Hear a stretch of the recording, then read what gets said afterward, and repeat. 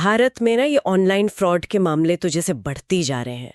कभी social media पर कोई लुभावना ऑफर दिखता है, कभी नकली निवेश का झांसा, कभी गेमिंग या बैंकिंग के नाम पर ठगी हो जाती है। हाँ बिल्कुल, ये बहुत आम हो गया है आजकल। तो आज हम इसी पर थोड़ी विस्तार से बात करेंगे कि अगर कोई खुदा ना खास्ता इस जाल में फंस जाए तो फौरन क्या करना चाहिए। जी, हमारे पास जो जानकारी है वो एक गाइड से ली गई है जो खास तौर पर साइबर अपराध पीड़ितों की मदद के लिए ही बनी है। तो चलिए इसी के आधार पर समझते हैं कि सही एक्शन प्लान क्या होना चाहिए। मुझे लगता है सबसे पहला कदम तो शायद यही होगा कि शांत रहें और सबूत इकट्ठे करें। बिल्कुल सही। देखिए, सबसे जरूरी है पैनिक ना करना, उससे सिचुएशन और बिगड़ सकती है। सबसे पहले तो जितने भी सबूत मिल सकें, स्क्रीनशॉट्स हैं, कॉल रिकॉर्ड्स हैं, chat history, emails, bank transactions की डिटेल्स। अच्छा।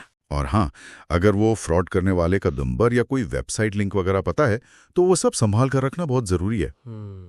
ये सारे डिजिटल निशान मतलब सबूत केस में बहुत अहम होते हैं।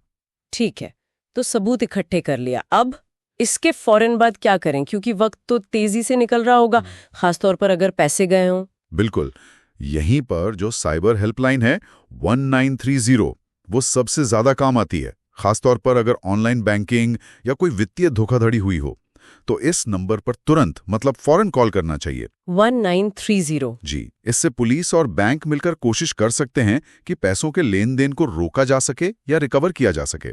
इसको गोल्डन आवर भी कहते हैं कई बार। जितनी जल्दी आप सूचना देंगे कार्रवाई उतनी असरदार होगी। अच्छा, ये गोल्डन आवर वाला पॉइंट तो जरूरी है। और वैसे इमरजेंसी के लिए 112 तो है ही। हाँ, वो सामान्य इमरजेंसी के लिए है, पर साइबर फ्रॉड खासकर पैसों वाले मामले में 1930 ही पहला कॉल होना चाहिए। ठीक है, तो 1930 पर पौर हो गया। इसके बाद आती है वो औपचारिक शिकायत की बारी। मैंने सुना है इसके लिए कोई ऑनलाइन पोर्टल भी है। हाँ बिल्कुल, सरकार का national cyber crime reporting portal है cybercrime.gov.in। cybercrime.gov.in। ओके जी, इस पर जाकर आप ऑनलाइन शिकायत दर्ज कर सकते हैं। प्रोसेस काफी सीधा है। आपको रिपोर्ट अदर साइबर क्राइम पर क्लिक करना है, फिर ओटीपी डालकर लॉगिन करना है, फिर फाइल ए कंप्लेंट चुनना है, कुछ शर्तें होंगी, उन्हें स्वीकार करना है, आई एक्सेप्ट, और फिर घटना का पूरा ब्यौरा मतलब क्या हुआ, कैसे हुआ, वो सब लिखना है। और जो सबूत आपने जमा किए थे ना, वो यहाँ अपलोड करने होते हैं। अच्छा, वो स्क्रीनशॉट वगैरह सब यहीं अपलोड होंगे। जी, सबमिट करने के बाद एक रेफरेंस नंबर मिलता है, उसे जरूर संभाल कर रखना है। ठीक है, और क्या इस पोर्टल पर जैसे महिलाओं या बच्चों से जुड़े मामलों के लिए अलग से कुछ है, या मान लीजिए कोई अपनी पहचान छिपाकर शिकायत करना चाहे तो? हाँ, दोनों सुविधाएं हैं।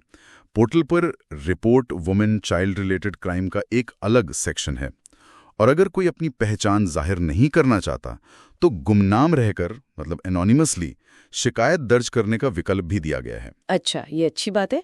तो ऑनलाइन शिकायत हो गई, रेफरेंस नंबर भी मिल गया, अब क्या यहीं पर पीड़ित का काम खत्म हो जाता है? क्योंकि कई लोग शायद यही सोचते होंगे कि भाई ऑनलाइन रिपोर्ट कर दिया बस हो गया। देखिए, ये एक बहुत आम मतलब गलतफहमी है और यहीं पर अक्सर मामला अटक जाता है। ऑनलाइन शिकायत करना एक तरह से पुलिस को सूचना देना है ताकि वो शुरुआती कार्रवाई जैसे पैसे फ्रीज करवाना वगैरह वो कर सकें। हाँ। लेकिन अगर मामला गंभीर है या रकम बड़ी है या आपको पूरी कानूनी प्रक्रिया आगे बढ़ानी है तो पास के साइबर पुलिस स्टेशन या फिर सामान्य पुलिस स्टेशन में एफआईआर दर्ज करवाना अनिवार्य है। अनिवार्य मतलब कंपलसरी? जी, अनिवार्य। और जो ऑनलाइन शिकायत का रेफरेंस नंबर मिला था वो एफआईआर में जरूर लिखवाना चाहिए। लेकिन अगर एफआईआर ना कराएं तो क्या होगा? मतलब ऑनलाइन तो बता ही दिया। अगर एफआईआर नहीं होगी तो कानूनी तौर पर जांच ठीक से आगे नहीं बढ़ पाएगी। और सबसे जरूरी बात सुनिए। हाँ, अगर पुलिस या बैंक मेहनत करके आपके पैसे रिकवर कर भी लेते हैं ना जी, तो वो पैसा आपको बिना एफआईआर के वापस नहीं मिल सकता। एफआईआर ही वो कानूनी दस्तावेज है जिसके आधार पर रिकवर किया गया पैसा पीड़ित को लौटाया जाता है। अरे ये बात तो शायद बहुत कम लोगों को पता होगी कि पैसे मिल भी जाएं तो बिना एफआईआर के वापस नहीं मिलेंगे। अच्छा जी, और अगर कभी पुलिस एफआईआर लिखने में आनाकानी करे तो फिर सीनियर अधिकारियों से मिलना चाहिए, जैसे एसपी या डीसीपी। अच्छा, ये जरूरी जानकारी है। तो एफआईआर के बाद अपनी शिकायत का क्या हुआ ये कैसे पता चलेगा? वो जो रेफरेंस नंबर मिला था ना, हाँ, उसी से आप cybercrime.gov.in पोर्टल पर अपनी शिकायत का स्टेटस ट्रैक कर सकते हैं। कई बार एसएमएस या ईमेल पर भी अपडेट्स आते हैं। वैसे कुछ राज्यों ने अपने अलग पोर्टल या ऐप भी बनाए हैं, जैसे उत्तर प्रदेश में यूपी कॉप ऐप है, जनसुनवाई पोर्टल है। ओके। महिलाओं से जुड़े मामलों के लिए एक ईमेल आईडी भी है, complaintmwcd@gov.in। और हर राज्य में साइबर नोडल अधिकारी भी होते हैं, उनसे भी संपर्क किया जा सकता है। ठीक है, तो शिकायत की प्रक्रिया तो समझ आ गई, पर इस सब के दौरान अपनी डिजिटल सुरक्षा के लिए क्या फौरन कदम उठाने चाहिए? बहुत अच्छा सवाल।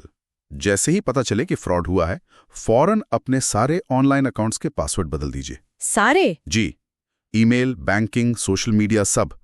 अपने बैंक को तुरंत बताइए, जरूरत पड़े तो कार्ड ब्लॉक करवाइए, और अपने फोन और लैपटॉप पर एक अच्छा एंटीवायरस स्कैन जरूर चलाइए। और आगे के लिए अनजान कॉल्स, मैसेज या लिंक से तो हमेशा सावधान रहना ही है। हाँ, वो तो है ही। गाइड में एक नई पहल का भी जिक्र था, E0 FIR। ये क्या चीज है? हाँ, ये एक नया सिस्टम है जो अभी दिल्ली में पायलट प्रोजेक्ट के तौर पर शुरू हुआ है। इसका मकसद है वित्तीय साइबर अपराधों में कार्रवाई को तेज करना।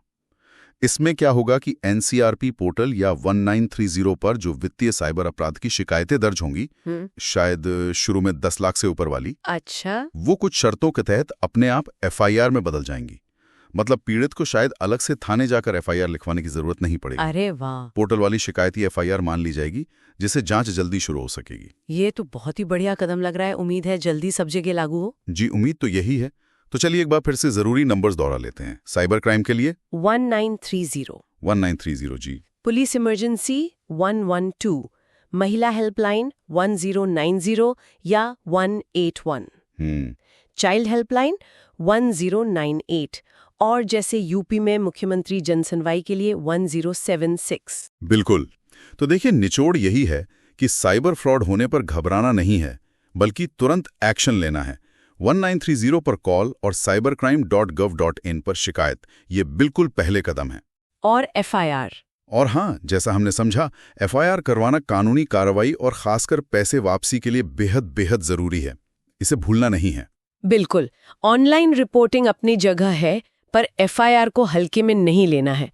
चलिए जाते जाते श्रोताओं के लिए एक सवाल छोड़ जाते हैं। जी। आज की पूरी बातचीत के आधार पर सोचिए, अगर किसी के साथ कोई ऑनलाइन निवेश घोटाला मतलब इन्वेस्टमेंट स्कैम हुआ है, तो उसे साबित करने के लिए डिजिटल सबूत का कौन सा एक टुकड़ा सबसे ज्यादा मजबूत या निर्णायक हो सकता है? सोचने वाला सवाल है। और आखिर में बस यही कहूंगा कि सुरक्षित रहिए, सतर्क रहिए और ये जानकारी दूसरों तक भी पहुंचाइए। साइबर दुनिया में जागरूकता ही सबसे बड़ा बचाव है। शायद साइबर सिक्योरिटी प्लेटर या cyberplatter.com जैसे जो संसाधन है, वो भी इसमें मदद कर सकते हैं। बिल्कुल।